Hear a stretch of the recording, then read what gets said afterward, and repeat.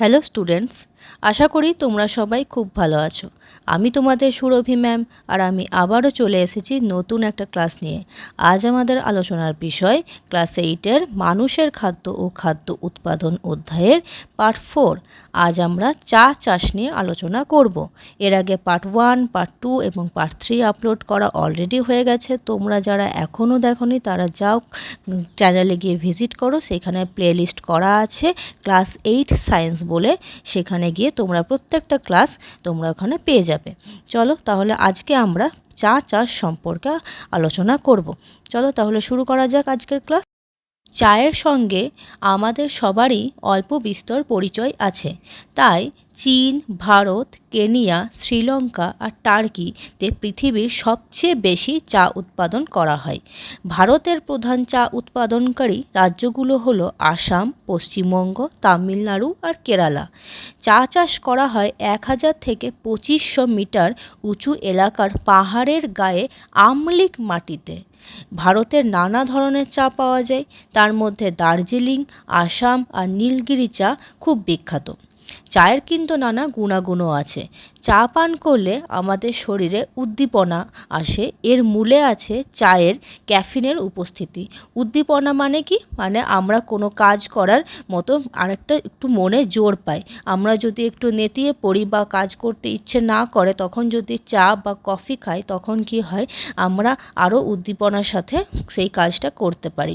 তাছাড়া 2, চায়ে থাকে ফ্ল্যাভোনয়েড, ট্যানিন, উদবায়ী তেল আর ভিটামিন বি কমপ্লেক্স, যা স্বাস্থ্যের পক্ষে খুব ভালো। 3 নম্বর, চায়ে উপস্থিত পলিফেনল রক্তে কোলেস্টেরলের মাত্রা কমাতে সাহায্য করে। এছাড়া উচ্চ রক্তচাপ, হেপাটাইটিস সারাতেও সাহায্য করে। চায়ের প্যান্টোথেনিক অ্যাসিড, ক্যাফিন ও থিওফাইলিন স্নায়ুকে উদ্দীপিত করে আর হৃৎপিণ্ডকে রাখে। চায়ে বেশি পরিমাণে থাকা ফ্লুরাইডও দাঁতের ক্ষয় রোধ করে। কালো চায়ে প্রচুর ভিটামিন বি কমপ্লেক্স আর ফলিক অ্যাসিড থাকে। এদের প্রদাহ প্রতিরোধী আর ক্যান্সার প্রতিরোধী ভূমিকা আছে। তাহলে ক্যান্সার প্রতিরোধী ভূমিকা কোন চায়ে আছে? কালো চায়ে। সবুজ চা, যেটাকে আমরা গ্রিন টি বলে চিনি, সেই সবুজ চায়ে থাকে ভিটামিন কে, যা শরীরের ভেতরে হওয়া রক্তক্ষরণ, রিউম্যাটিক প্রদাহ আর হার্ট অ্যাটাক হতে বাধা দেয়। তাহলে আমরা এখানে চায়ের দেখলাম অনেক গুণাগুণ আছে। চা যেমন একদিকে আমাদের কাজ করার শক্তি যোগায়, অন্যদিকে চা আমাদের কোলেস্টেরলের মাত্রাও যেরকম ঠিক রাখে, তেমনি আবার চা আমাদের হৃৎপিণ্ডকেও ভালো রাখে, আবার চা আমাদের দাঁতের ক্ষয়ও রোধ করে। একই রকম কালো চা আমাদের ক্যান্সার প্রতিরোধের ভূমিকা পালন করে, সবুজ চা আমাদের হার্ট অ্যাটাক হতে বাধা দেয়। তাহলে আমরা এখানে চায়ের নানা রকম গুণাগুণ সম্পর্কে জানলাম। এবার আমরা জানব চা গাছের প্রকারভেদ, যেমন চীনা জাতের চা গাছ, আসামি জাত, ক্যাম্বোর জাত। এছাড়াও আমরা এবারে চায়ের বংশ বিস্তার সম্পর্কে জানব। বংশ বিস্তার মানে তোমরা জানো, এক উদ্ভিদ বা প্রাণী থেকে আরেক উদ্ভিদ বা প্রাণীর জন্ম। যেরকম আমরা আম গাছের বংশ বিস্তার দেখেছিলাম, একই রকম এবারে চা গাছের বংশ বিস্তার দেখব। চা গাছের বংশ বিস্তার 2 রকমভাবে হয়। বীজ থেকেও হয়, আবার অঙ্গজ বিস্তারও হয়।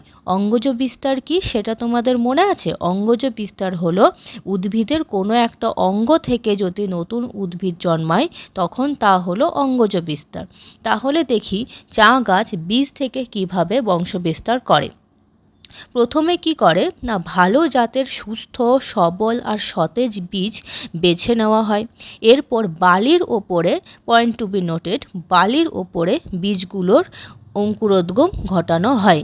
তাহলে তুমি দেখতে পাচ্ছ এখানে বালির ওপরে অঙ্কুরোদ্গম ঘটানো হচ্ছে, মাটির ওপরে নয়। অঙ্কুরিত বীজগুলোকে পলিথিনের প্যাকেটে নার্সারি বাগিচায় স্থানান্তরিত করা হয়। নার্সারি বাগিচায় জল নিষ্কাশনে ভালো ব্যবস্থা থাকা দরকার। মাথার ওপর শামিয়ানা খাটিয়ে বা প্যান্ডেল তৈরি করে ছায়া দেওয়ার ব্যবস্থা করা হয়। তাহলে তোমরা দেখতে পাচ্ছ নার্সারিতে যখন চা গাছের চারাগুলোকে রাখা হচ্ছে, তখন তা তার ওপরে সামিয়ানা বা প্যান্ডেল খাটিয়ে ছায়ার ব্যবস্থা করছে, মানে ডিরেক্ট যেন রোদ না পায়। 15 থেকে 18 মাস পরে চারা গাছগুলো অন্য জায়গায় স্থানান্তরণের জন্য প্রস্তুত করা হয়। এবার দেখব আমরা অঙ্গজ বিস্তার। পর্ব থেকে কেটে নেওয়া শাখা অঙ্গজ বিস্তারের জন্য বেছে নেওয়া হয়। ছায়া নেই এমন জায়গায় জন্মানো আর পাতা তোলা হয় না এমন চা গাছের ঝোপ থেকে শাখা কেটে নেওয়া হয়। তাহলে দেখতে পাচ্ছ শাখা কেটে নেওয়ারও একটা দেখতে হবে তার আগে, যে ছায়া নেই এমন জায়গায় জন্মানো একটা গাছ বা যে চা গাছ থেকে পাতা তোলা হয় না একটা গাছের শাখা কেটে নেওয়া হয়। সাধারণত সকালে আর সন্ধ্যায় এই কাজটা করা হয়।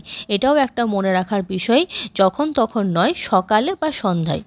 সাধারণত 3 থেকে 4 সেন্টিমিটার লম্বা শাখা কাটা হয়, যাতে একটা পাতা আর একটা ফোলা সুপ্ত কাক্ষিক মুকুল আছে। তাহলে এটাও দেখে নিতে হবে শাখাটা কেটে নেওয়ার আগে, যে তাতে যেন একটা পাতা এবং একটা কাক্ষিক মুকুল থাকে। এই কেটে নেওয়া শাখাগুলোকে এরপর নার্সারি বাগিচা, তারপর পলিথিনের প্যাকেটে স্থানান্তরিত করা হয়। শামিয়ানা বা প্যান্ডেল খাটিয়ে ছায়ার ব্যবস্থা করা হয়।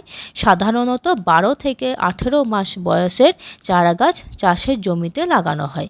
তাহলে আমরা এখানে বংশবিস্তার দেখলাম চা গাছের বীজ থেকে, এবং অঙ্গজ বিস্তার দু রকমভাবেই সম্ভব। এবার দেখো, চা পাতা তৈরির ধরন অনুযায়ী বাণিজ্যিক চাকে 3 ভাগে ভাগ করা হয়। কি কি সেই ভাগ? কালো চা অর্থাৎ ব্ল্যাক টি, সবুজ চা অর্থাৎ গ্রিন টি এবং উলং চা। সারা পৃথিবীতে প্রায় 75% কালো চা উৎপন্ন করা হয়। তাহলে এটা মনে রাখবে যে সারা পৃথিবীতে প্রায় 75% কালো চা উৎপন্ন হয়। এবার দেখব চা চাষের বিভিন্ন ধাপ। প্রথম ধাপ কি? প্রথম ধাপ জমি তৈরি। যে কোনো চাষি হোক না কেন, সেটা প্রথম ধাপ হয় জমি তৈরি। চা চাষের জমিতে দাঁড়িয়ে থাকা সবুজ উদ্ভিদ মূল শুদ্ধ উপড়ে ফেলা হয়, কারণ মাটির নিচে মূল রয়ে গেলে সেখান থেকে নতুন চা উদ্ভিদে নানা রোগের সংক্রমণ ঘটতে পারে। তাহলে এটা একটু ইম্পর্ট্যান্ট ব্যাপার আছে কি না, যেটা সেটা অন্য চাষগুলোর থেকে আলাদা। চা চাষের জমিতে যদি অন্য কোনো উদ্ভিদ থেকে থাকে, তাহলে সেগুলোকে মূল শুদ্ধ উপড়ে ফেলতে হবে, কারণ মাটির নিচেও যদি সেই সব গাছের মূল থেকে যায়, সেখান থেকে নতুন যে চা উদ্ভিদ জন্মাবে, সেই চা উদ্ভিদে সেই মূল থেকে নানা রোগের সংক্রমণ ঘটতে পারে। তারপর অন্তত 45 সেন্টিমিটার অবধি গভীরভাবে মাটি চষা হয়। তারপর মাটি চষা হয় পুরো 45 সেন্টিমিটার অবধি। এরপর গুয়াটেমালা ঘাস, সিট্রোনেলা ঘাস, কোট্রালারিয়া আরও অন্যান্য কিছু উদ্ভিদে চাষ করা হয়। এনপিকে জাতীয় অজৈব সার বা জৈব সার দেওয়া হয়। এই ধরনের ফসলের চাষ মাটির গঠন উন্নত করে আর মাটিতে জৈব পদার্থের পরিমাণ বাড়ায়। তাহলে দেখো, 45 সেন্টিমিটার অবধি গভীরভাবে মাটি চষার পর মাটিতে এই ঘাসগুলো লাগানো হয়। কেন লাগানো হয়? কারণ এই ঘাসগুলো লাগালে মাটির গুণাগুণ বৃদ্ধি পাবে, অর্থাৎ মাটিতে তার জৈব পদার্থের পরিমাণ বাড়বে, মাটির উর্বরতা বাড়বে। এই উর্বরতা বাড়ানোর জন্য এই ঘাসগুলো লাগানো হয়। এই সব ফসলে উপস্থিতি মাটিতে থাকা বহু রোগ সৃষ্টিকারী জীবাণুদের মেরে ফেলতে বা নিষ্ক্রিয় করতে সাহায্য করে। তাছাড়াও এই ঘাসগুলোর এক কাজ হলো যে, যদি কোনো মাটিতে রোগ জীবাণুর কোনো সৃষ্টিকারী কোনো জীবাণু থাকে, তাদেরকে কি করবে? এরা মেরে ফেলবে এবং তাদেরকে নিষ্ক্রিয় করবে। এরপর ওই উদ্ভিদগুলোকে সরিয়ে দিয়ে চা গাছের চারা রোপণের প্রস্তুতি শুরু করা হয়। এরপর যখন ওই কাজটা হয়ে যাবে, তখন ওই ঘাসগুলোকে সরিয়ে দেবে। মানে কোন ঘাসগুলো? গুয়াটেমালা ঘাস, সিট্রোনেলা ঘাস আর কোট্রালারিয়া, এগুলোকে সরিয়ে নতুন চা গাছের চারা রোপণ করা হবে। তাহলে এখানে জমি তৈরিটা বাকি অন্যান্য চাষের থেকে, অর্থাৎ ধান চাষ বা আম চাষের থেকে একটু আলাদা। এখানে প্রথমে কিছু ঘাস জাতীয় গাছ লাগানো হয়, যেগুলো মাটির উর্বরতাও রক্ষা করে এবং মাটিকে জীবাণুমুক্ত করে। এরপর চা চাষের দ্বিতীয় ধাপ, চারা গাছ রোপণ। রোপণের 1 সপ্তাহ আগে গভীর গর্ত খোঁড়া হয়। এরপর গর্তগুলো জমির ওপরের স্তরের মাটি দিয়ে ভর্তি করে 12 থেকে 18 মাসে চারা গাছগুলো পোঁতা হয়। চারা গাছগুলো গোড়ার চারধারে ভেজা পাতা, খড় ইত্যাদি রাখা হয়। তাহলে তোমরা এটা সহজে বুঝতে পারছো, রোপণের 1 সপ্তাহ আগে কি করে, খুব গভীর একটা গর্ত খোঁড়া হয়। তারপর সেই গর্তগুলো আবার ভরাটও করা হয় উপরের স্তরে হালকা হালকা মাটি দিয়ে। এরপর চারা গাছগুলো লাগানোর পরে চারা গাছগুলো গোড়াতেই ভেজা পাতা, খড় এইসব দেওয়া হয়। নেক্সট 3 নম্বর ধাপ হলো ছায়ার ব্যবস্থা করা। হ্যাঁ, চা গাছের ক্ষেত্রে তোমরা তো এটা প্রথম থেকেই দেখেছো, ছায়ার ব্যবস্থা কিন্তু করতে হবে। ক্রান্তীয় আর উপক্রান্তীয় অঞ্চলে প্রায় চা গাছের চাষ করা হয়। চা গাছকে এই ছায়া দেয় কিছু ছায়াতরু। ছায়াতরুরা সূর্যের বিকিরণের বেশ কিছু অংশ শোষণ করে চারপাশে তাপমাত্রা কমিয়ে দেয়। ফলে গ্রীষ্মে চা পাতার সালোকসংশ্লেষে যথাযথ হার বজায় থাকে। ছায়াতরুর পাতা মাটিতে পড়ে মাটির জৈব পদার্থের পরিমাণও বাড়ায়। সিলভার ওক জাতীয় গাছ ছায়াতরুর কাজ করে। এবারে ছায়াতরু মানে কি? তরু মানে হলো গাছ। মানে কি, চা গাছের মাঝখানে মাঝখানে বড় বড় সিলভার ওক জাতীয় এইসব গাছ লাগানো হয়। এই গাছগুলোর কাজ কি?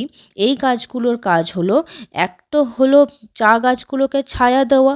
ওপর থেকে যখন সূর্যের আলো আসবে তখন সেই গাছগুলো সূর্যের আলো শোষণ করে চারিপাশে তাপমাত্রা কমিয়ে রাখবে।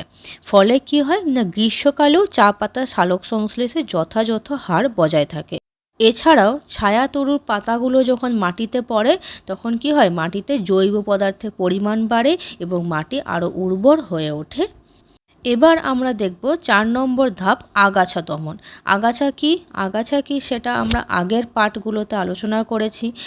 আগাছা কি না, যে গাছগুলো অবাঞ্ছিত গাছ, অর্থাৎ অপ্রয়োজনীয় যদি কিছু গাছ জন্মায় সেগুলোকে নষ্ট করতে হবে। চা বাগানে একবীজপত্রী আর দ্বিবীজপত্রী এই 2 ধরনের আগাছাই জন্মায়। আগাছানাশক নানা রাসায়নিক পদার্থ যেরকম ইউরিন, সিমাজিন 2.4D ইত্যাদি ব্যবহার করা হয়, জলের সঙ্গে মিশিয়ে স্প্রে করা হয়। এবার আমাদের 5ম ধাপ, সার প্রয়োগ। জমিতে চাষ করব আর সার না প্রয়োগ করলে কি হয়? চা যেহেতু একটা পাতা জাতীয় ফসল, তাই নাইট্রোজেনযুক্ত সার প্রয়োগে উৎপাদন বাড়ে। ইউরিয়া, অ্যামোনিয়াম সালফেট বা ক্যালসিয়াম অ্যামোনিয়াম নাইট্রেট প্রভৃতি সার ব্যবহারের মাধ্যমে মাটিতে নাইট্রোজেনের পরিমাণ বাড়ানো হয়। এটা তো খুবই সহজ ব্যাপার। এরপর 6 নম্বর, জলসেচ। উত্তর পূর্ব ভারতে শুখা মরশুমে অর্থাৎ অক্টোবর থেকে ফেব্রুয়ারি মাসে সাধারণত ফোয়ারা পদ্ধতিতে জলসেচের ব্যবস্থা করা হয়। ফোয়ারা পদ্ধতি কি সেটা আমরা পার্ট 1-এ আলোচনা করেছি। যদি কেউ মিস করে থাকো তাহলে যাও চ্যানেলে গিয়ে, সেখানে প্লেলিস্ট করা আছে, সেখান থেকে তোমরা পার্ট 1, পার্ট 2, পার্ট 3 দেখে নাও। সেখানে অনেক কিছু নিয়ে আলোচনা করা হয়েছে। তাহলে আমরা এবারে এই ক্লাসে ফিরি। সেটা হলো 7 নম্বর ধাপ, ফসল তোলা। অগ্রমুকুল, পর্বমধ্য আর তার ঠিক নিচের 2 বা 3টে পাতাযুক্ত চা গাছের নবীন শাখা তোলা হয়। অর্থাৎ একটা কুঁড়ি আর 2 বা 3টে পাতা। দেখো ছবিটা দেওয়া আছে, ফসল তোলার নিচে দেখো একটা ছবি দেওয়া আছে, ওই রকম একটা কি 2 পাতা এবং একটা কুঁড়ি, এইরকমভাবে চা পাতা তোলা হয়। এই কাজের ওপরেই নির্ভর করে চায়ের উৎপাদন আর চায়ের গুণাগুণ। বাণিজ্যিক গাছগুলো থেকে বছরে 35 থেকে 40 বার পাতা তোলা হয়। এক একবার প্রতিটি গাছ থেকে 10 থেকে 15 গ্রাম পাতা তোলা হয়। তাহলে দেখতে পাচ্ছ ওইরকমভাবে পাতা তোলা হয়, দেন আরও একবার পাতা তোলা হয়, এরকম করে 35 থেকে 40 বার পাতা তোলা হয় এক একটা গাছ থেকে। আমাদের পরবর্তী ধাপ, চা পাতা তৈরি। চা গাছ থেকে তোলা পাতা কিন্তু চা তৈরির জন্য উপযুক্ত নয়। তোলার পরে নানা রকম পরিবর্তনের মধ্য দিয়ে যাওয়ার পরেই চা পাতা চা তৈরির উপযুক্ত হয়ে ওঠে। আমাদের শেষ ধাপ, চায়ের গুণাগুণ পরীক্ষা করা। তাহলে চা পাতা তৈরি করার পর তার গুণাগুণ পরীক্ষা করা হয়। চা পাতা তৈরির একটা গুরুত্বপূর্ণ ধাপ হলো চায়ের স্বাদ পরীক্ষা করে নেওয়া। কেন? কারণ চায়ের তো আসল জাদু কোথায়? চায়ের স্বাদে। বিক্রির আগে অভিজ্ঞতা সম্পন্ন চা পরীক্ষকরা চায়ের স্বাদ, বর্ণ, গন্ধ পরীক্ষা করে দেখেন। ঠিক তাই, তাহলে আমরা আজকে চা চাষের বিভিন্ন ধাপ সম্পর্কে জানলাম, চা চাষ কোথায় কোথায় হয় সেই সম্পর্কে জানলাম, চায়ের গুণাগুণ সম্পর্কে জানলাম। তাহলে আজকের ক্লাসটা যদি তোমাদের ভালো লেগে থাকে তাহলে অবশ্যই লাইক অ্যান্ড সাবস্ক্রাইব করবে। তোমরা যদি আমার পাশে থাকো তাহলে আমি এইভাবেই ক্লাস আনার উৎসাহ পাবো এবং তোমাদের জন্য নতুন নতুন ক্লাস আনতে পারবো। এইভাবেই তোমরা আমার পাশে থেকো এবং আজকের ক্লাস এই অবধি। তোমরা সবাই ভালো থেকো।